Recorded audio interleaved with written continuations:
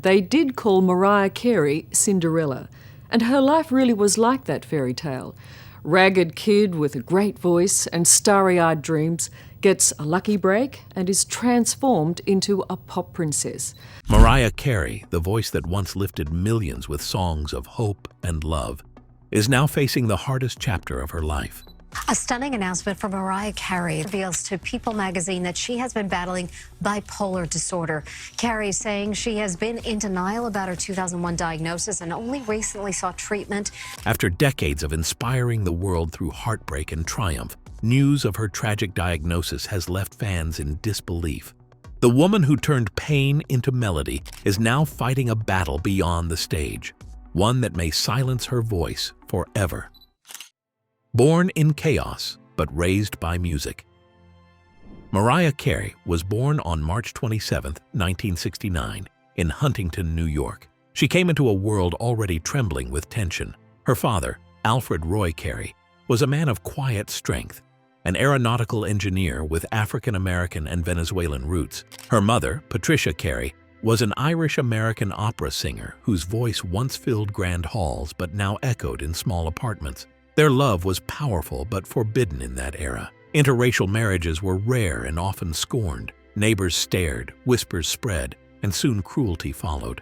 Mariah grew up hearing more insults than lullabies. Windows were broken, the family dog was poisoned, and the police were frequent visitors. Money was always short, but peace was even shorter. Her parents argued until silence became their only language. When she was just 3 years old, her father walked out of their small home. Patricia was left to raise 3 children alone. The house felt emptier, and Mariah felt a loneliness that would never quite leave her. Her brother, Morgan, grew angry. Her sister, Allison, began to rebel. Patricia worked day and night to keep them fed, teaching voice lessons during the day and singing in smoky bars at night. Some nights the heat failed, and they sat together wrapped in blankets. Patricia would smile and tell Mariah, "We have music, that's enough." And to the little girl with a wild imagination, it truly was.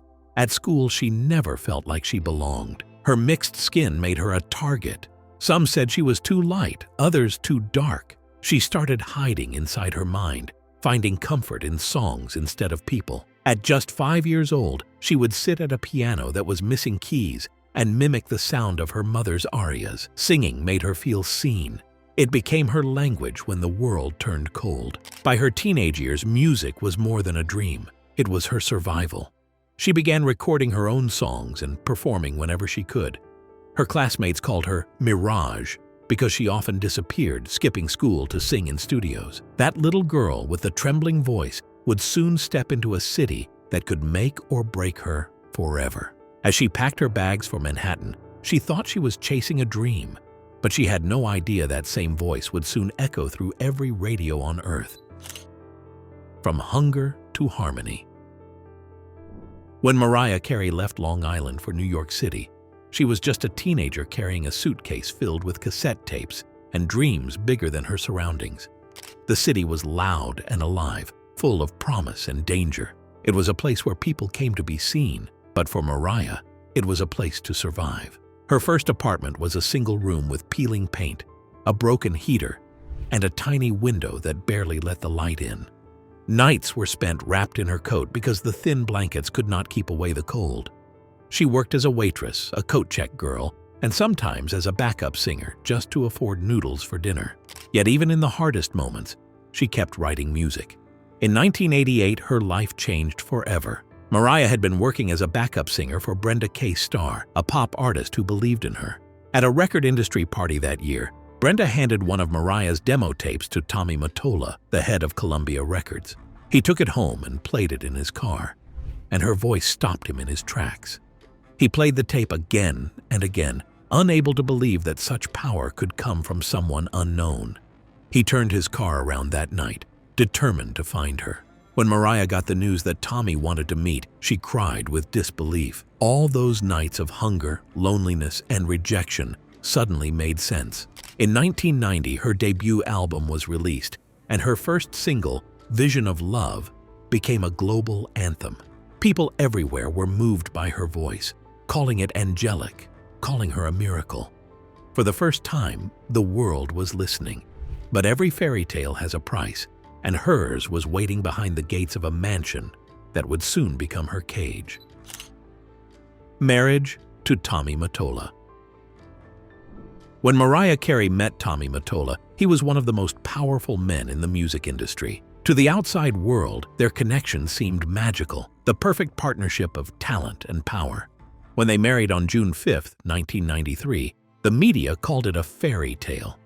The wedding took place at St. Thomas Church in New York City, and the scene looked like something out of a royal storybook. Hundreds of white roses filled the aisles, chandeliers shimmered above the crowd, and Mariah, in a custom Vera Wang gown, looked like she had stepped out of a dream. Yet even as she walked down the aisle, her smile was uncertain. The mansion they moved into in Bedford, New York, was enormous. We just broke into Mariah Carey's house. This is an incredible compound. 3 structures, main house 18,000 square feet. A symbol of luxury and success. It had marble floors, grand pianos, and private gardens that stretched for acres. From the outside, her life appeared flawless. But inside the walls of that mansion, Mariah felt smaller every day. Tommy was not just her husband, he was her boss. He controlled every aspect of her image, from what she wore to the songs she recorded. Guards patrolled the gates, cameras watched every entrance, and she could not leave the house without permission. Every interview, every performance, every photo was planned and approved. She wanted to explore new sounds, to collaborate with other artists, but he refused. The pressure built until even her laughter felt rehearsed. At night, she stood by the window and stared at the snow falling outside, wishing she could just step out barefoot and disappear. It was during this time that she began to write songs in secret, songs that reflected her longing for freedom. One of those songs was Butterfly, a quiet message to herself that it was time to let go. In 1997, she finally gathered the strength to leave. The night she walked out of that mansion, she left behind not only a marriage, but also the fear that had followed her for years. She had entered the relationship as a rising star and walked away as a woman determined to reclaim her life. The singer is separating from her husband, Sony Music president Tommy Mottola, on a trial basis. That, according to publicists for the pair.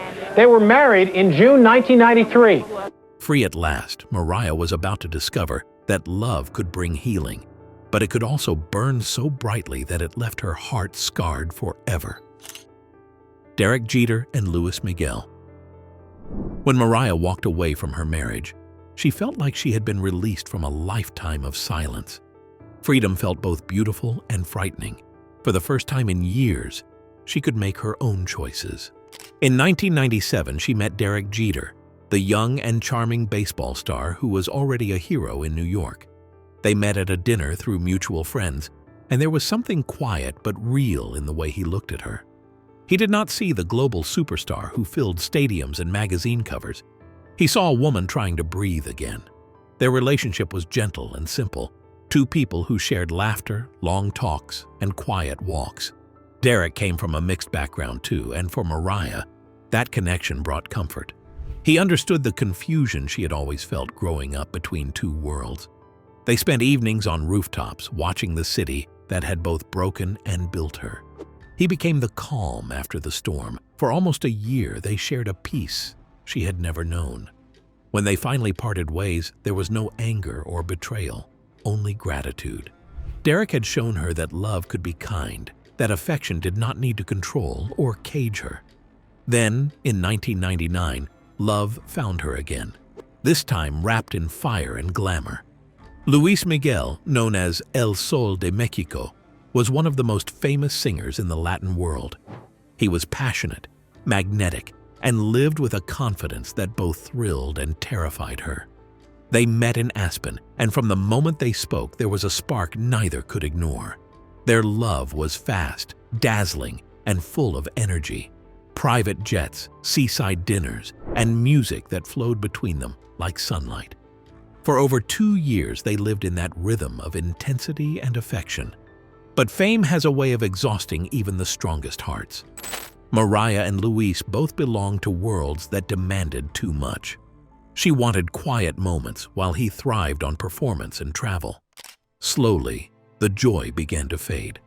There were no cruel words, just long silences and the ache of knowing it could not last. When they finally parted in 2001, it felt like saying goodbye to a dream that had burned too bright. Looking back, Mariah realized that Derek had taught her how love could heal, and Luis had taught her how love could consume. Both men helped her find herself again, piece by piece. But the next man she met would change everything, not just her heart, but her entire faith in love itself. The Nick Cannon years. By 2008, Mariah Carey had rebuilt herself into a woman who understood her own worth. She was no longer the fragile girl seeking permission to be heard. She had survived heartbreak, reclaimed her freedom, and rediscovered her strength. But life, in its strange way, had one more surprise waiting for her. On the set of her music video, Bye Bye, she met Nick Cannon, a young actor and comedian known for his humor and optimism. He was 12 years younger than her, but his warmth disarmed her completely. Between takes, they laughed like old friends, teasing each other about small things that no one else noticed. For the first time in years, Mariah felt seen as a person, not as a celebrity. Nick was fascinated not by her fame, but by her spirit. He once said he fell in love with her resilience, with the way she smiled even after everything she had endured. Their connection grew quickly, and within months, they were inseparable. In April 2008, they flew to the Bahamas and exchanged vows in a private ceremony on the beach. But behind the beauty of that new beginning lay a private struggle that would test them both. Later that year, Mariah discovered she was pregnant, but the joy was short-lived. She suffered a miscarriage, and the loss shattered her. She described it later as the moment she felt her body had betrayed her. Nick stayed by her side, comforting her through the grief, reminding her that their story was not over. In 2010, after years of heartbreak and faith, Mariah finally heard the words she had been waiting for. The doctor told her there were 2 heartbeats. She cried as she clutched Nick's hand, saying it sounded like heaven. The pregnancy was difficult, but she refused to give up. She spent months on bed rest, singing softly to the lives growing inside her. On April 30th, 2011, their 3rd wedding anniversary, she gave birth to twins, Monroe and Moroccan. She said holding them felt like God's apology for every tear she had ever cried. For a few years, their home was filled with laughter and lullabies. But as time passed, their careers pulled them in different directions. By 2014, the love that once felt eternal began to fade. They tried to hold on, but sometimes love is not enough to bridge the distance between 2 worlds. Their divorce in 2016 was quiet and full of respect. They promised to stay kind for the sake of their children, and they kept that promise. Mariah believed she had faced every kind of heartbreak, but love and fortune still had one final lesson waiting, one that would test the peace she had fought so hard to find. Rings, riches, and the road back to herself. When Mariah Carey met Australian billionaire James Packer in 2015, she was 46 years old and in a place of calm recovery. Her marriage to Nick Cannon had ended with grace, and her focus was on her children and her music. But when James came into her life, it felt like a new chapter was opening. He was wealthy beyond imagination, owning casinos, private jets, and estates that stretched across continents. To the outside world, it seemed like a match made in heaven, the world's most celebrated diva and one of the richest men alive. Together, they became the focus of endless headlines.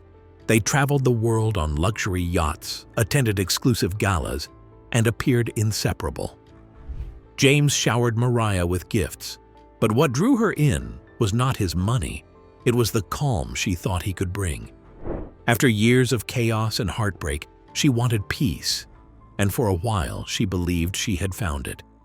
In January 2016, he proposed with a diamond ring that weighed 35 carats and was worth over $10 million. Talk about a ring with some serious bling. 35 carats, the reported size of Mariah Carey's engagement ring from billionaire fiancé James Packer. The ring is so big. The world called it one of the most extravagant engagements in Hollywood history. But behind the glamour, small cracks began to appear. Their worlds were very different. He was a businessman who lived through control and schedules, while she was an artist who lived through emotion and freedom. The balance that seemed perfect at first began to tilt. Arguments grew, misunderstandings deepened, and by October 2016, the engagement ended. Mariah was heartbroken but not bitter. She refused to speak harshly about him, saying only that some things are not meant to last. She chose dignity over drama and walked away with grace, keeping her silence as her strength. For the first time in her life, she realized she no longer needed to be saved by anyone.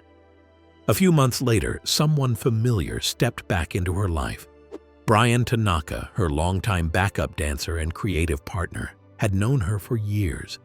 What started as friendship slowly turned into quiet affection. They shared the same rhythm, understood the same world, and their bond grew naturally. Brian was much younger, but he brought a lightness she had not felt in years. By 2023, they quietly went their separate ways. No anger, no noise, just the acceptance that sometimes love runs its course. Mariah had found something deeper than romance. She had found herself. She had learned that peace did not come from diamonds or fame, but from finally being content with her own heart. But just as she began to enjoy that quiet peace, life struck again, this time in a way that no song, no fortune, and no love could ever protect her from. Love, loss, and the voice that wouldn't die. By the time Mariah Carey turned 55, she had lived through more than most people could ever imagine. She had known poverty and privilege, control and freedom, love and loneliness. Yet nothing prepared her for the losses that came in 2024. That summer, within the span of a single day, she lost both her mother and her sister.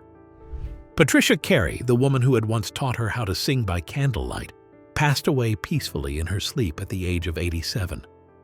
Only hours later, her older sister Allison also died after a long battle with illness. The double blow left Mariah in silence so heavy it felt like the air itself had vanished. Her relationship with Allison had always been complicated. There had been years of distance, tension, and pain, but there was also love that never completely disappeared. When Mariah received the call that both were gone, she could barely stand. The woman who had once been her first teacher, her first critic, and her first protector was gone. And with her went the last connection to the girl who once sang to survive. In her quiet moments, she lit 2 candles every night, whispering their names before she went to bed. This loss brought her back to an older pain, the death of her father, Alfred Roy Carey, in 2002. She had never fully healed from that goodbye either. Their bond had been distant when she was young, but before he passed, she had visited him and finally understood the quiet love he had always struggled to express. When he died, she wrote songs to speak what they never could say in words, but grief was not the only battle she faced in silence. For years, Mariah had been living with bipolar disorder, something she had hidden from the public. The pressure to be perfect in an unforgiving industry had pushed her close to collapse. When she finally spoke about it in 2018, the world was surprised. But what she received was not judgment, it was compassion. She became a voice for those fighting their own unseen battles, proving that vulnerability could be a form of strength. Now, in her mid-50s, she has built a quiet life surrounded by her twins, Monroe and Moroccan. Her music still fills the world each Christmas, and her laughter still lights up the rooms she walks into. But beneath the sparkle, there is wisdom born from loss. Every tragedy, every heartbreak, every lonely night has shaped the woman she is today. She has turned pain into art and silence into song. What part of Mariah's journey touched your heart the most? Share in the comments. Don't forget to like, share, and subscribe.